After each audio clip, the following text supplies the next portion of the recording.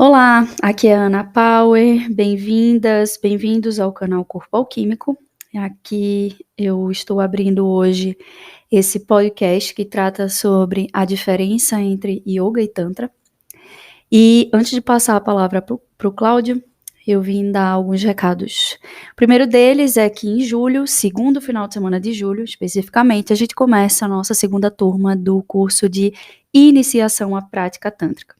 E nesse curso, que é aberto tanto para homens e para mulheres, e inclusive se tratando da prática feminina, que é a nossa abordagem principal, a gente traz também toda essa percepção do ciclo menstrual aplicado à prática. Então, esse curso que já teve uma primeira turma em março, e agora vai ter essa segunda turma em julho. Se você tem interesse de participar presencial aqui em São Paulo, você pode correr lá na página do Corpo Alquímico, @Claudio_Corpo Alquímico, e obter informações no link da bio ou falar diretamente no direct com a gente. O segundo recado é que em junho a gente vai estar lançando o nosso curso que é online gravado sobre Tantra e sensorialidade, tratando especificamente do olfato, o poder do olfato. Nesse curso, o Cláudio traz uma introdução sobre a importância dos sentidos na prática tântrica, e eu trago uma parte prática de como a gente vai guiar uma prática para aguçar não só o sentido do olfato, mas para se relacionar melhor com a nossa realidade, com o nosso corpo, a partir desse sentido que é tão primordial, né, para a nossa espécie. Então, fica dado o recado. Se vocês tiverem alguma dúvida, entre em contato com a gente lá no Instagram, que estamos à disposição. Um grande abraço, vou passar aqui a palavra para o Cláudio Fernandes. Olá, estamos aqui no novo podcast do Corpo Alquímico. E em relação a esse curso, muita gente nos mandou perguntas, dúvidas, sobre temas que estão relacionados ao que vamos a tratar ali. E uma dessas perguntas é a diferença entre Yoga e Tantra. E aí, como sempre, eu gosto de começar por definições de base, Então, se vamos a pensar, Yoga e Tantra são dois elementos que se desenvolveram na Índia. Então, para entender o que é o Yoga e o que é o Tantra, a gente precisa de compreender alguns elementos mínimos, sobre o que literalmente é a Índia. Porque senão vai ficar difícil, se nesse contexto, definir o Yoga e definir o Tantra. Então, vamos começar que nós temos uma imagem extremamente folclórica, manipulada do que é a Índia, Desde a visão popular, que nos chega pelo cinema, que nos chega pelos meios de difusão, incluso até uma visão que podemos chamar mais erudita, de algo que em um determinado momento, quando o Ocidente começa a se fascinar um pouco, por Oriente, por Índia, por China, por Ásia em geral, sobretudo no século XIX, até incluso, podemos dizer, até meados do século XX, e que dura até agora em alguns aspectos, algo que se chama orientalismo, certo? Essa visão romantizada, incluso, essa visão desde um ponto de vista ocidental, sobre o que realmente, culturalmente, é Oriente, Incluso até o termo, de Oriente, é uma questão meio forçada. Mas, enfim, para ser mais simples aqui, vamos lá sobre o que é a Índia, certo? O subcontinente indiano, como se vamos falar geopoliticamente, começando pela questão, como um subcontinente, falamos pelo tamanho enorme, Quando vamos para a Índia histórica, temos que incluir o que atualmente é Paquistão, que foi separado durante a independência, a Índia, que atual conhecemos, mas também, toda a região de que atualmente é Bangladesh, toda, a Malásia, Bengala, Então, é um território muito amplo, Vai estar em influência com o que é o Nepal também, por mais que mas há uma troca cultural muito grande, Ceilão no sul, e até as regiões de influência que vão para a região justamente que se chama Indochina, porque é uma região não, intermédia que terá influências indianas e chinesas muito fortes. Então é um campo muito amplo, não? Do sul da Ásia, como diz, não? Do subcontinente indiano. E o que nós, quando vemos isso um pouco saindo de todo esse condicionamento, não, cultural que temos, já que quando pensamos em Índia, não, já pensamos nessa imagem, como falamos já, prefigurada, não, preconceituosa, não, vemos que um território que desde a antiguidade albergou culturas muito diferentes, povos muito diferentes, não? Sempre falo que algo que te dá esse marco, não, é que a Índia actualmente tem 6 idiomas oficiais e 300 dialectos. É como algo assim, cada 100, 150 quilômetros muda a língua. E não é exagero que estou te falando, certo? E, bom, e cada uma dessas línguas, não, línguas muito desenvolvidas. Não? Isso não tem que chamar-nos muito a atenção, porque se vamos, não, para a Europa, por exemplo, vamos ser o mesmo, que temos uma variedade de línguas muito grandes e com formas regionais dessa língua, não? Ou mesmo para a América Antiga, não? A quantidade enorme que temos de línguas indígenas na América, não? A maioria das pessoas não tem ideia da quantidade de línguas, não? Assim que existiam. Não, o mesmo acontece na Índia. A Índia, não? São muitas culturas, não? Que aos poucos vão se interrelacionando, não necessariamente fusionando, não a vezes fusionando, se interrelacionando, interactuando de diversas maneiras, não? E, historicamente vamos a ter uma cultura que se torna predominante, o mainstream, não? Da cultura, que é a cultura védica, certo? E nós relacionamos, não, que seria o que nós chamamos de hinduísmo, não? E é muito importante distinguir o que é hinduísmo de hindu, não? Porque hindu é tudo que está nesse território geográfico que é a Índia, e hinduísmo é aquela parte de tudo isso que é que responde diretamente, não, ou indiretamente à influência, ao núcleo que é a cultura védica, não, a cultura hinduísta, o Sanatana Dharma. Não? Então, essa cultura védica hegemônica, não, que uma das características mais notáveis que tem, não, foi haver desenvolvido um sistema social em castas, que mesmo abolido quando a independência da Índia, ele continua, de alguma maneira, de forma operacional, funcionando, não, na Índia, e é um dos grandes problemas, realmente, da sociedade indiana em si, não? Porque o sistema de castas, fora as romantizações que muita gente tenta fazer dele, isso já, na minha opinião pessoal, não, quizá o sistema mais terrível de organização social, não? Pior que uma escravatura.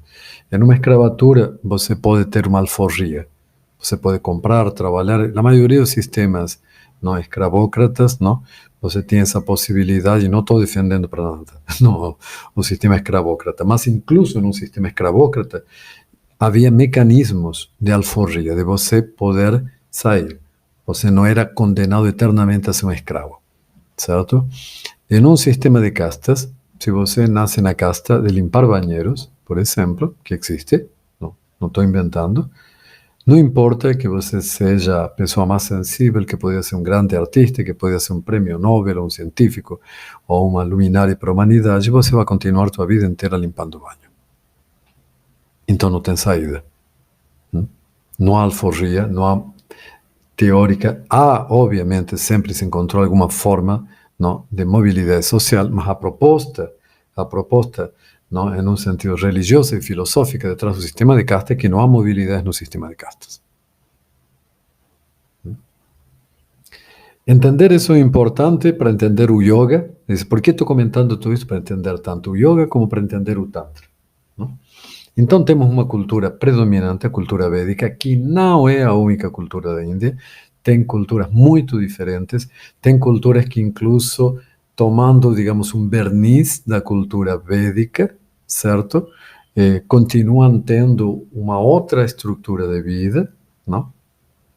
E isso acontece em muitos lugares, não? parte da minha família é de Marrocos, não? Então, em Marrocos, por exemplo, quando você vai para as populações berberes, certo? Elas se transformaram, se convirtieron en determinado momento ao muçulmanismo. Então, aparentemente, eles viveriam com regras e situações, não, muito parecidas aos muçulmanes, não? Mas, em realidade, eles conservaram toda uma interpretação, uma visão, até estruturas religiosas de base, muito diferentes do muçulmanismo, uma organização social e toda uma série de elementos, não, que até entram em choque com essa primeira camada muçulmana, não?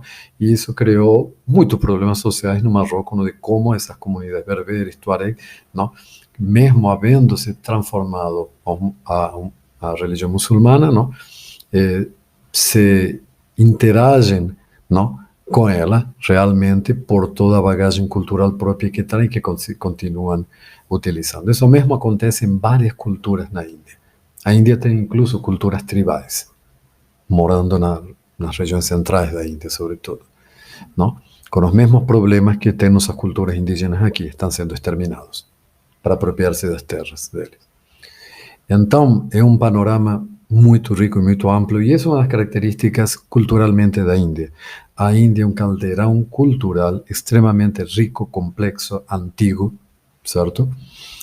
E o yoga, não, e o tantra se envolveram nessa tensão entre um sistema, não, um mainstream, uma cultura predominante, a cultura védica, extremamente estruturada, não, incluso socialmente en un sistema de castas, ¿no? Y todo el resto de todo ese movimiento cultural que de alguna forma tenía que lidar, tenía que trabajar dentro de esa sociedad fechada y al mismo tiempo tan rica y tan móvil. Então, vamos começar com o Tantra, certo? Parece mais difícil que o Yoga, não? Mas prefiro começar com o Tantra. O Tantra é muito difícil de definir, não? Porque todo mundo acha que Tantra é isso que te vende agora no Neo-Tantra como alguma forma de sexo ou de erotismo assim, não, hiper desenvolvido, e, enfim. Mas não tem nada a ver. O Tantra é um movimento cultural, um horizonte cultural, um movimento cultural muito diverso que quando incluso você academicamente quer definirlo, é muito difícil porque ele não tem uma mesma cara, porque podemos dizer que é um movimento muito eclético e fluido que ao longo da história da Índia foi tomando tudo aquilo que não estava no mainstream ou que estava, não, no limite, não, de interação aí, não, no mainstream da cultura védica, não, e foi organizando de maneira de poder culturalmente se desenvolver, se sobreviver, existir e ter poder, que é uma palavra siddhi, muito importante dentro do Tantra. Nós temos que entender que o Tantra sempre desenvolveu majoritariamente a sua história, não, entre as castas inferiores e os que estavam fora do sistema de castas, que tinham um problema justamente que socialmente não tinham poder e representação. A cultura tântrica, de alguma maneira, deu estrutura, deu representação e deu tanto desde aspectos religiosos, aspectos culturais vários, não? E até literalmente prática do yoga tântrico, não? Assim, e práticas, não? Podemos chamar literalmente esotéricas, porque nesse momento era que tinham como objetivo, não, que essas pessoas se organizassem, tomassem consciência de sua riqueza cultural, de sua riqueza pessoal e desenvolvessem isso, contestando e formando realmente um movimento contracultural extremamente diverso em cada região da Índia, em cada época da longa história indiana. Daí a dificuldade de entrar só com uma definição. No aspecto do nosso curso, o que me interessa também, está o aspecto do Tantra, não, como uma prática, não, que poderíamos ligar ao yoga, o yoga tântrico. E antes de definir o yoga tântrico, precisamos falar do yoga, não? Que tem muitas ligações, não, com essa visão tântrica, que se desenvolve justamente, não, dentro desse mesmo contexto que estamos falando, essa Índia extremamente rica culturalmente, certo? E é muito interessante, não, porque discutido de maneira acadêmica muito, mas, por exemplo, nisso eu continuo pensando, acreditando, não acreditando, mas conjeturando, acreditando nessas conjecturas, como falava Mircea Eliade, não? Que o yoga, não, é realmente uma das formas que tem uma continuidade direta desde as práticas xamânicas mais antigas da humanidade, não? Que nos tem uma continuidade de técnicas justamente de trabalho da consciência. Em outro podcast falamos da consciência, de expansão de consciência, não? E o yoga basicamente é um sistema de expansão de consciência. Um sistema de expansão de consciência que vem desde a mais profunda antiguidade. E você pode dizer por quê? Por que xamanes queriam expandir a consciência? Porque o que atualmente se chama de xamanismo, que é um nome que novamente está muito comercializado e limitado, então não é a ideia do xamã batendo tamborzinho, não, e cantando para Pachamama, sendo que a Pachamama e o tambor são elementos assim, mas estou falando essa visão New Age que está se montando o xamanismo, fala num sentido, não, desses homens de homens, seres humanos de conhecimento, porque quizás foram mulheres, mas no princípio, seres humanos de conhecimento, não, que no princípio da história da humanidade, não simplesmente se dedicaram a sobreviver, sino que começaram a olhar o mundo, o universo, e literalmente a expandir a consciência. A entender como um animal vivia, como uma planta crescia, como o tempo mudava, como as estações, em cada estação o que acontecia, e começou a prestar atenção a como o mundo funciona, a observar, e a que nossa consciência cada vez se ampliasse mais, não? E não só de uma maneira místico-religiosa, sino fundamentalmente de uma maneira funcional. Por mais que a linguagem desses verdadeiros xamãs dos princípios nos pareça atualmente espiritual, entre aspas, não? Era uma linguagem extremamente funcional. Eles estavam interpretando o cosmos em volta, a natureza em volta, as próprias experiências internas que eles tinham da própria consciência, nessa linguagem aparentemente mística, mas que para eles era extremamente funcional. Porque dessas experiências de conexão com tudo, que sai todo o conhecimento que nós temos até atualmente. Podemos dizer que um xamã, em um momento, vendo uma teia de aranha, se inspirou para fazer uma rede para pegar peixe. Dá para entender? Entendendo, por exemplo, como caçam lobos, desenvolver um sistema de caça de matilha que te permitiria abatir mais eficientes animais. E assim, infinitos exemplos de como, olhando para a natureza, podemos entender, experimentando ela, para que serve cada coisa. De onde vem todo o conhecimento herbolário que nós temos e que é antiquíssimo? Desses seres humanos que iam, falando e experimentando, falando literalmente e experimentando, e falando com cada planta, para ver que realmente ela podia te dar, como ser humano.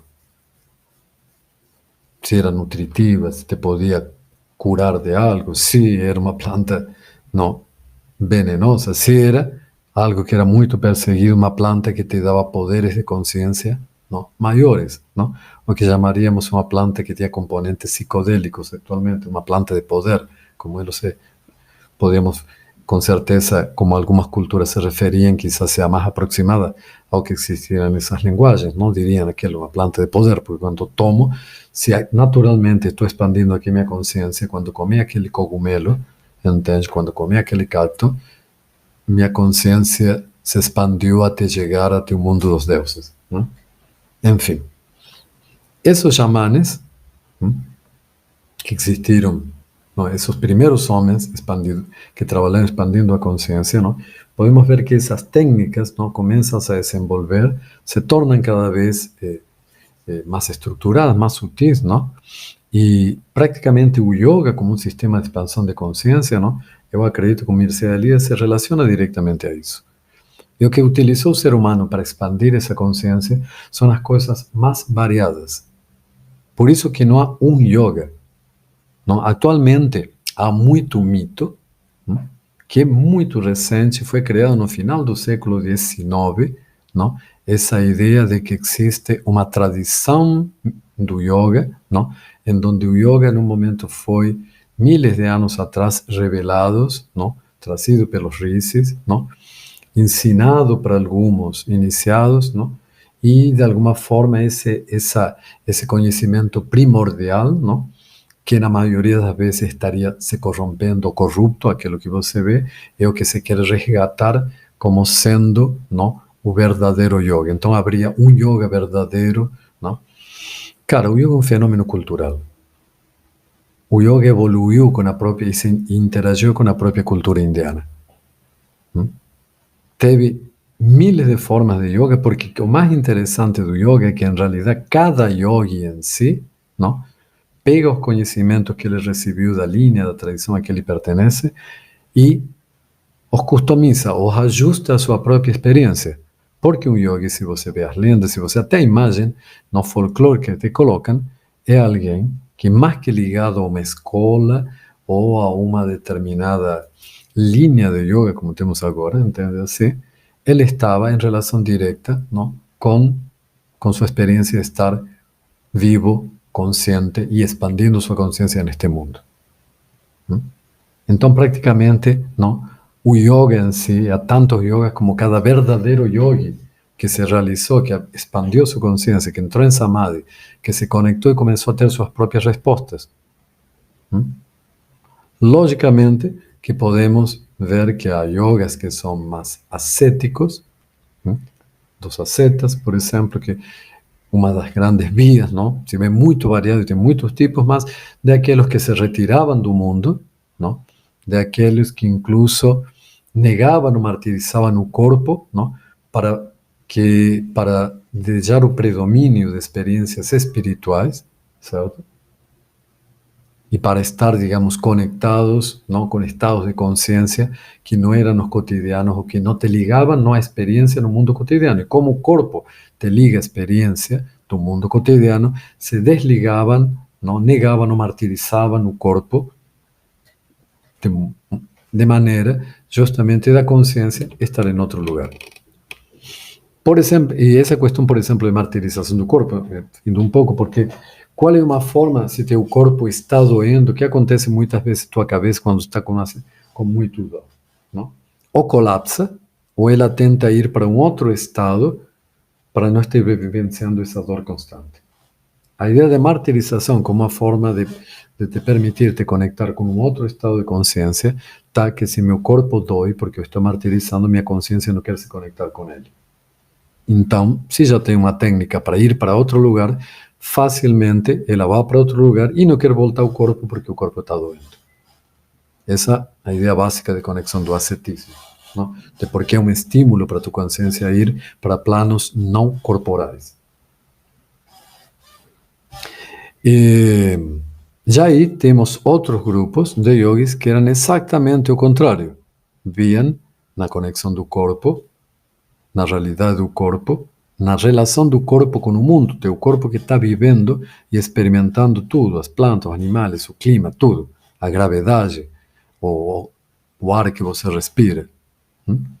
Então, que ao contrário, esse mergulhar nessa materialidade, nesse corpo e na experiência dele no mundo, não?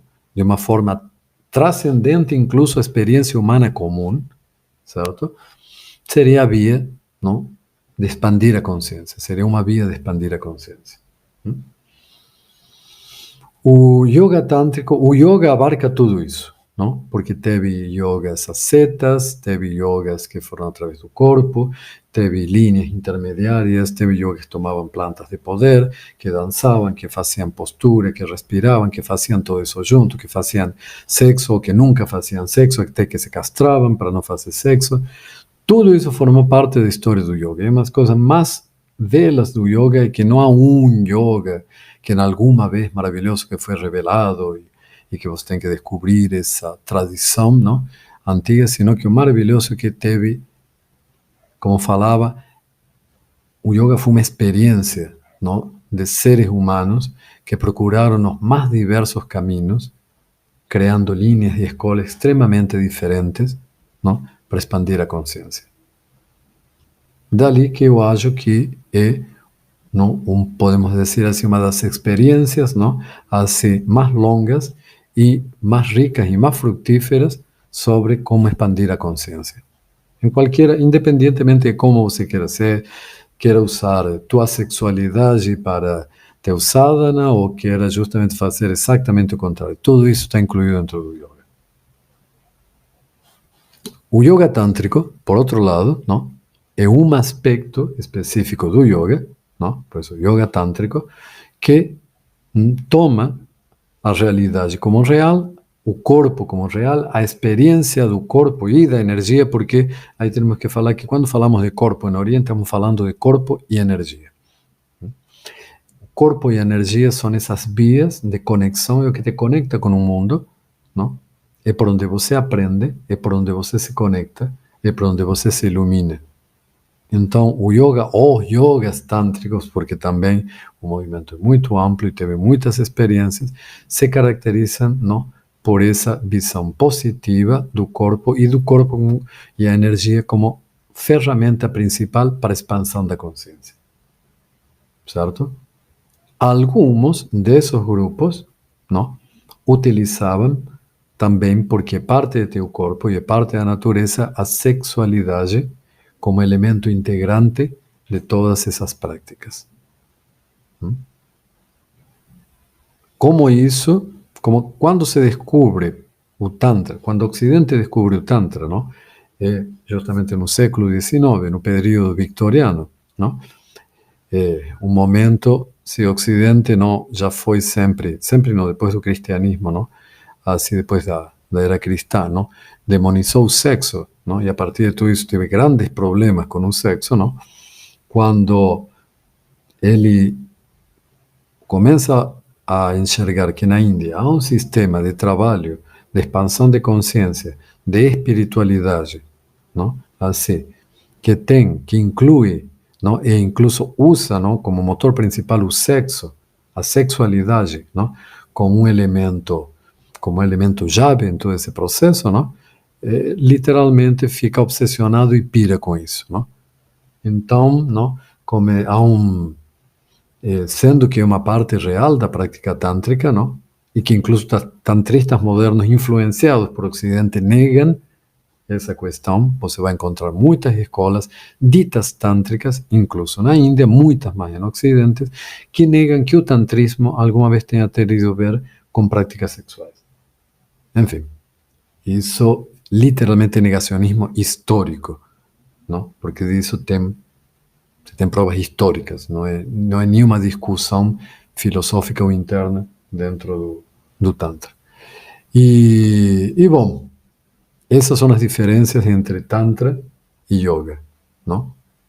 E o que nós vamos a tratar é de Yoga Tântrico, porque esse vasto universo que é o Yoga, também interagindo com o Tantrismo e com a cosmovisão do Tantra, criou, não, um sistema, ou vários sistemas que podemos chamar de Yoga Tântrico, em donde nossa experiência do corpo, do mundo, da sexualidade, da energia que flui, que liga tudo, é a chave para a expansão de consciência.